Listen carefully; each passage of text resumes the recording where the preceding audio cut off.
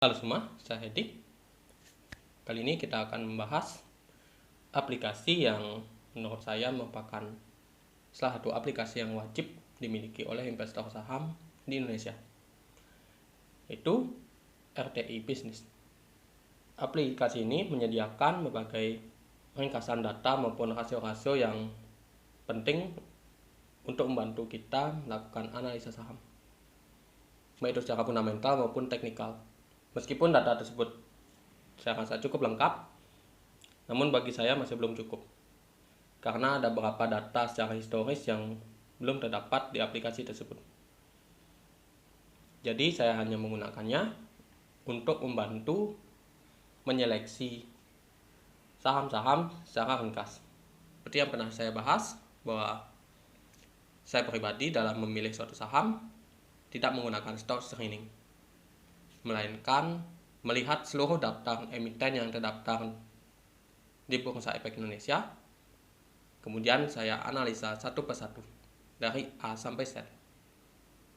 Menganalisanya secara keseluruhan tentu membutuhkan waktu yang tidak sedikit. Jadi saya menggunakan RTI untuk membantu mempercepat proses seleksi tersebut. Setelah saya menemukan emiten yang menarik, barulah saya melakukan analisa secara mendalam dengan template Excel yang biasa saya buat. Nah, bagaimana langkah-langkahnya? Berikut adalah contohnya. Pertama-tama, kita melihat terlebih dahulu seluruh emiten yang terdaftar di Bursa Efek Indonesia per hari ini. Caranya adalah dengan membuka situs resmi IDX, yakni idx.co.id. Kemudian kita masuk ke data pasar. Kemudian pada data saham ini terdapat daftar saham.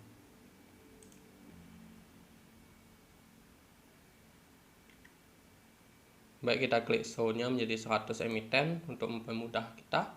Kemudian berikut adalah seluruh emiten yang saat ini aktif di Bursa Efek Indonesia, termasuk yang disuspensi juga.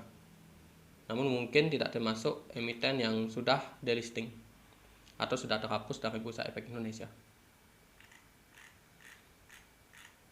Jadi jumlahnya saat ini per tanggal 1 Februari 2022 sebanyak 771 emiten. Jadi saya mulai dari emiten AALI ini, kemudian saya terus lakukan satu persatu sampai akhirnya saya menemukan emiten yang layak untuk dilakukan analisa secara mendalam. Nah, bagaimana caranya melakukan analisa secara sekilas? Mari kita contohkan pada emiten Arna. Untuk itu kita buka RTI. Aplikasi ini terdapat pada baik itu iOS maupun Android. Jadi pada tombol search ini kita langsung ketik emiten Arna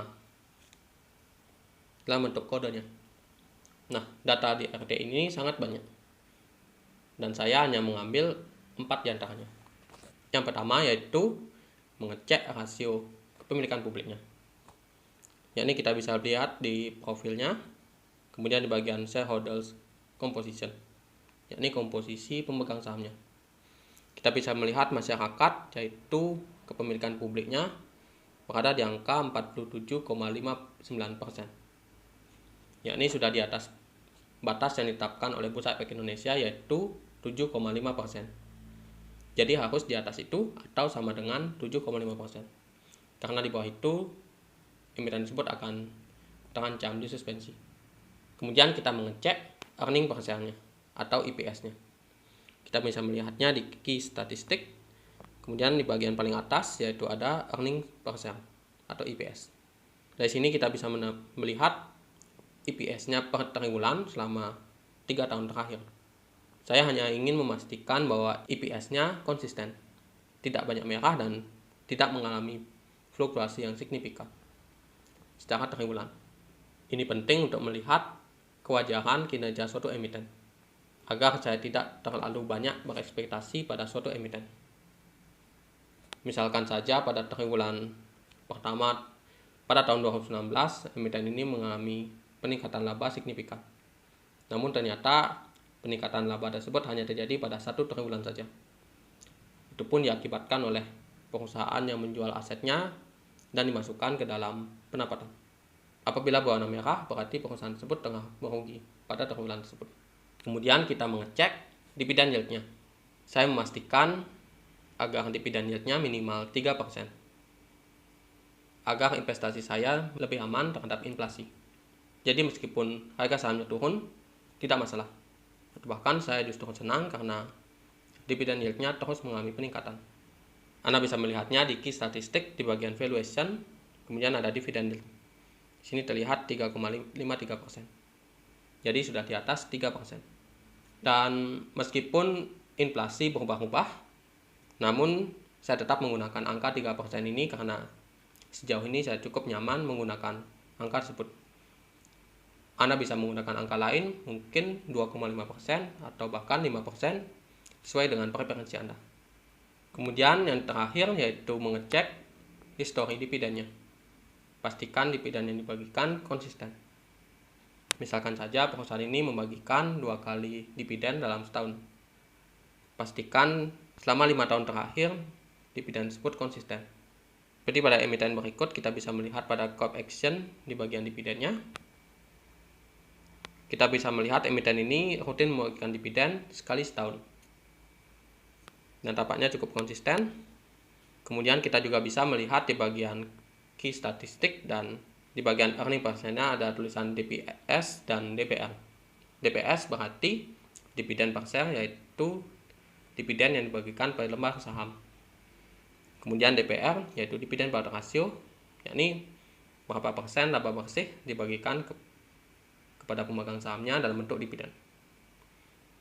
Jadi pastikan DPR-nya ini tidak sampai melebihi 100%. Karena hampir dipastikan dividen dengan DPR tersebut tidak berkelanjutan. Mengingat itu berarti dividen yang dibagikan melebihi laba bersihnya. Dan kemudian langkah berikutnya yaitu melakukan analisa secara mendalam. Saya biasa menggunakan template Excel yang saya rancang ini.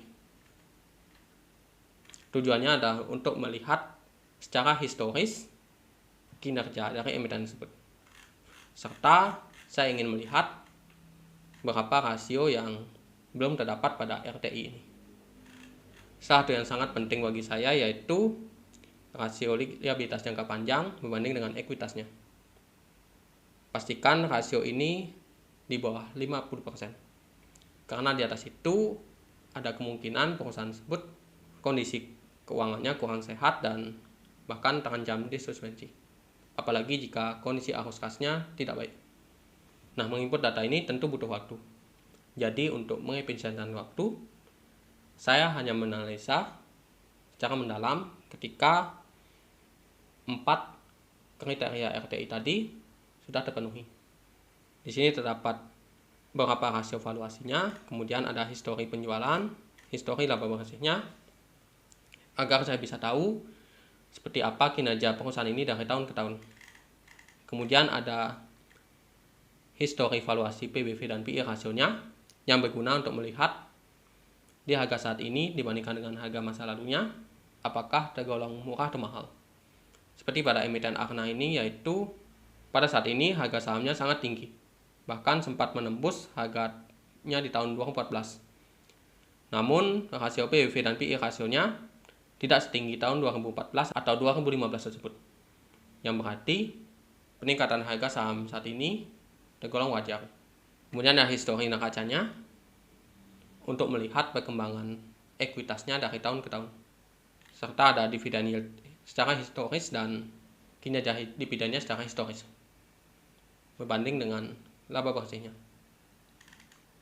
Kemudian ada rasio utang perusahaan tadi dan histori ROE yang berguna untuk menemukan saham magic formula yang pernah saya bahas di video sebelumnya. Jadi seperti itu cara saya memanfaatkan aplikasi RTI Business yang menurut saya sangat berguna ini. Semua emiten yang saya tunjukkan dalam video ini hanya untuk ilustrasi. Saya tidak bermaksud memberikan rekomendasi maupun tidak rekomendasi. Kita harus melakukan analisa sendiri sesuai dengan preferensi kita masing-masing. Kinerja masa lalu tidak mencerminkan kinerja masa depan. Segala keputusan atau tindakan yang diambil berdasarkan informasi dari video ini tetap menjadi tanggung jawab pribadi. Semoga bermanfaat dan sampai jumpa di video berikutnya.